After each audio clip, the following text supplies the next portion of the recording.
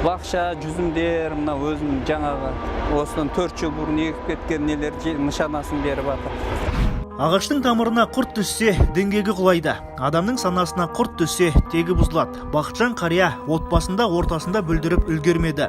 Діни экстремистік ұйымның сойылын соққан зейнеткерді күшті құрылымдар дер кезінде байқайды. Бірақ Баймұсаев ескертуді елемепті. Нәтижесінде 4 жылын абақтыда өткізіп, жақында бостандыққа шықты. Маған экстремистік ұйымға қатысты деген айып тағылды. Иә.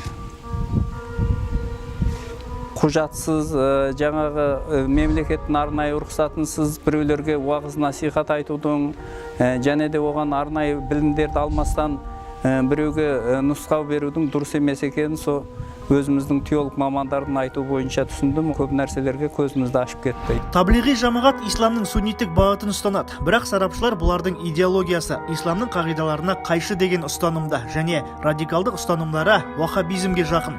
Ғылым мен білімге, мәдениет пен тазалыққа зейін қоймайтын тұрпайы топ балама ойлар мен пікірлерді жоққа шығарады. Ал исламның ханафи бағытына мұндай бір жақтылық тән емес.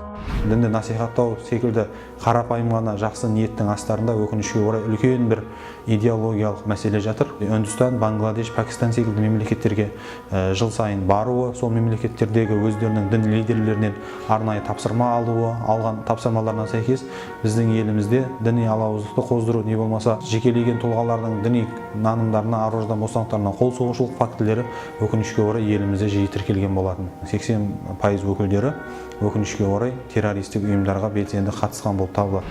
Таблиғтар жұмыс істемейді, кәсіп қылмайды, дорбаларын арқалап әлемді кезіп жүре береді.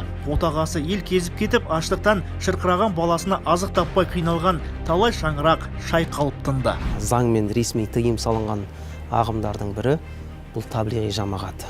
Таблиғи жамағаты деструктивті ағымдардың қатарында болып табылады. Қателігі осы заңды белшесінен басып, шариғатқа да қайшы болған нәрсені заңсыз миссионерлікпен айналысуға. Екінші қателігі бұл білімсіз діннің атынан сөйлеу. Білімсіз діннің атынан сөйлеу ол үлкен қасірет. Бұл шариғатта тыйым салынған нәрсе. Төл дініміз исламды бүкіл әлемдік қауымдастық алдында құбыжық етіп көрсеткен ұйымның жұмысына біздің елде сот шешіммен тыйым салынған. Сондықтан таблиғтарды қолдап идеологиясын насихаттау заңмен қудаланады.